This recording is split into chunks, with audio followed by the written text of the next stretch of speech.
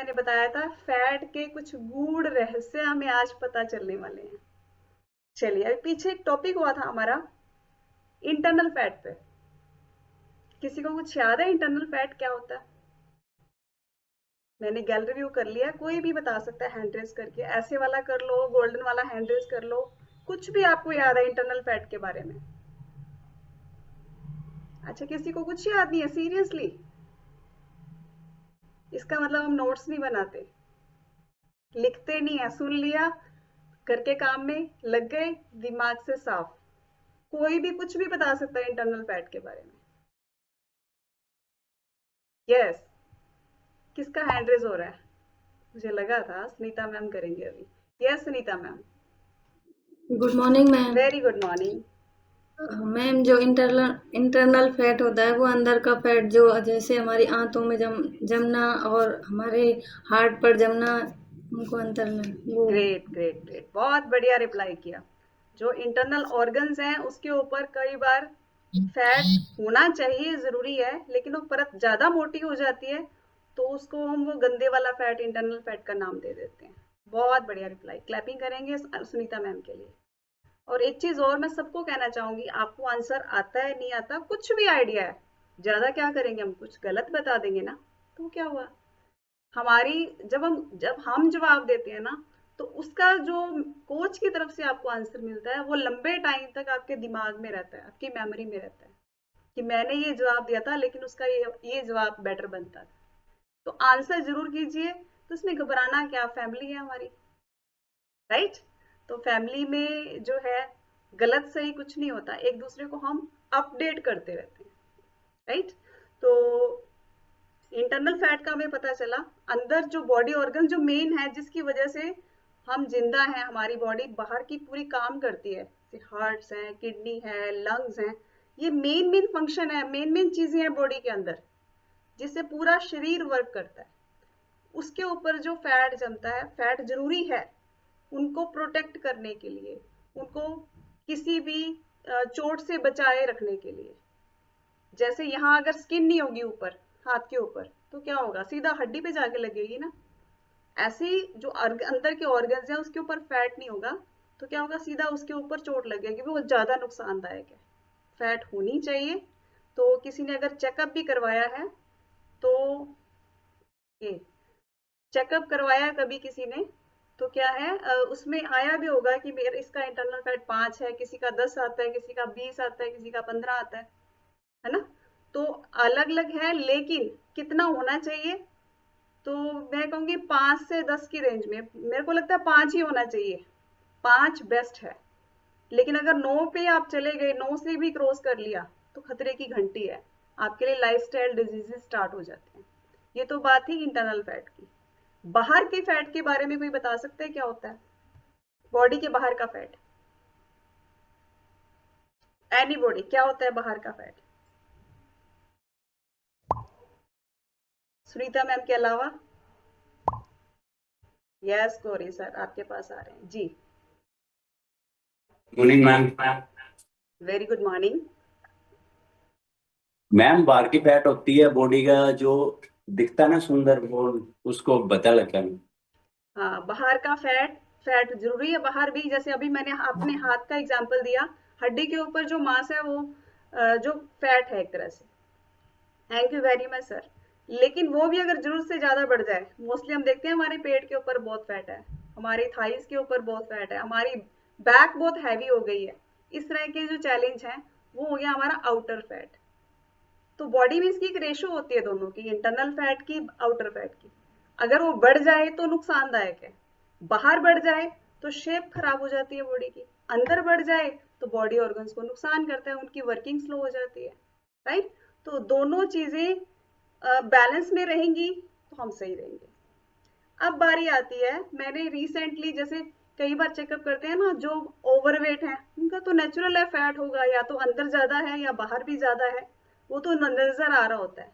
लेकिन पीछे केसेस मेरे पास क्या आए, वैसे पर्सन अंडरवेट है लेकिन उसका इंटरनल फैट है। सोच सकते हैं आप? कई बार हम सामने वाले को इसीलिए नहीं बताते, ये तो सही है, ज्यादा वेट नहीं है इसका, तो इसको क्या हेल्थ प्रॉब्लम होगी? चेक करते हैं ना हम लोग, तो जो थोड़ा सही सा दिख रहा होता है उसको क्या बताने से फायदा, उसने तो करना भी नहीं, उसने ना न्यूट्रिशन लेना ना डाइट प्लान लेना, उसको कोई हेल्थ प्रॉब्लम होनी भी नहीं है तो वो क्यों लेगा?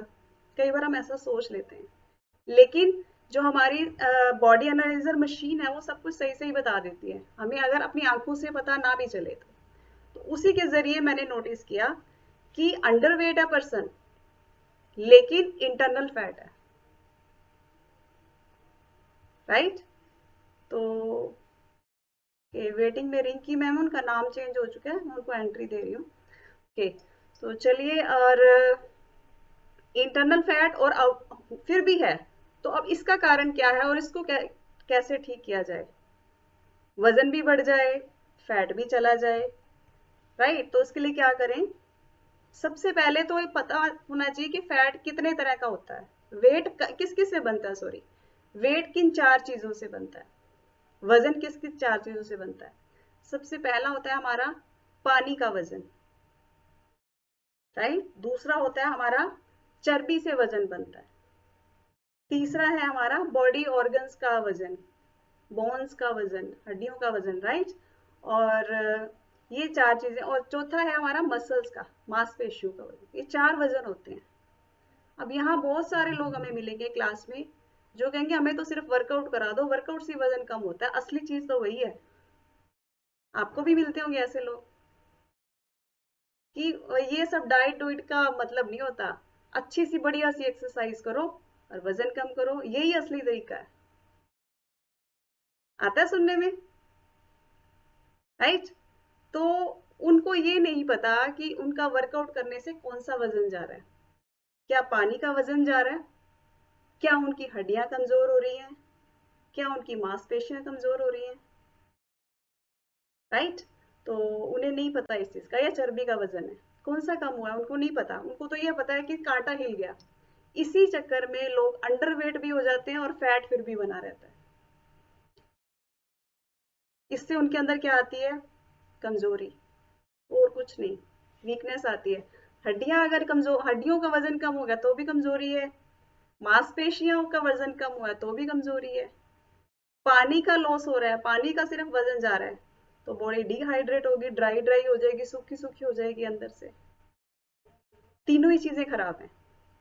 तो असली वजन किसका कम होना चाहिए? कोई बता सकता है कौन सा वजन कम करना होता है हमने? एनीबॉडी? सुनीता मैम के अलावा कुछ नहीं, कोई नहीं बताएगा? अरे बताओ, गलत सही कुछ भी है? सॉरी सर, और मैं कोई तीसरा फेस ढूंढ रही हूँ, कौन बताएगा? यस राजवीर जी, आगे आपके पास जी। Good morning ma'am. Good morning. हमें वजन कौन सा कम करना चाहिए? चर्बी वाला मैम, जो फैट होता है मेरे अंदर में। वेरी गुड, तो चर्बी वाला वजन कम करना हमने, उसी पे काम करना है। Thank you very much Rajveer ji. तो ये फर्क है वेट लॉस और फैट लॉस। वेट लॉस में हमें नहीं पता हम कौन सा वजन कम कर रहे हैं, पानी का, मांसपेशियों का, चर्बी का, या हमारी हड्डियों का, या अदर ऑर्गन्स का, राइट? लेकिन फैट लॉस में क्या है, हमारी चर्बी का वजन कम होता है वो भी वेट लॉस, मतलब वजन ही कम हो रहा है ना एटलीस्ट, लेकिन चर्बी से वजन कम हो रहा है। तो अगर वेट लॉस ही करना है तो कैसे होगा? आप लोगों ने पहले कोई तरीके आजमाए होंगे, चलो मैं बता देती हूँ, फिर सेशन लंबा चला जाएगा। वेट लॉस में सिर्फ वेट लॉस करते हैं तो क्या होता है उसमें, वो तो हम सैलेड पे सारा दिन रह जाएं या सिर्फ फ्रूट पे रह जाएं, जैसे अभी नवरात्रे चल रहे हैं, राइट? और पूरी अच्छे से डाइट ना लें तो कर सकते हैं कम। खूब एक्सरसाइज करें, भूखे रहना शुरू कर दें, शाम का खाना बंद, राइट? तो भी वजन कम हो जाएगा, लेकिन उसमें वो असली वाला वजन कम नहीं होगा जो चाहिए हमें। कैलोरी डेफिसिट हो गई, कैलोरी कम कर दी, लेकिन बीमार दिखने लगे तो ऐसी कैलोरी कम करके क्या करेंगे? कैलोरी किस लिए कम करते हैं हम, वजन कम किस लिए करते हैं? कि हमारी बॉडी शेप में आए, और हम बीमार ही दिखने लगे तो ऐसे वेट लॉस का क्या फायदा, राइट? तो जो सिर्फ यहाँ पे वर्कआउट के लिए आते हैं वो इस चीज को ध्यान से सुने।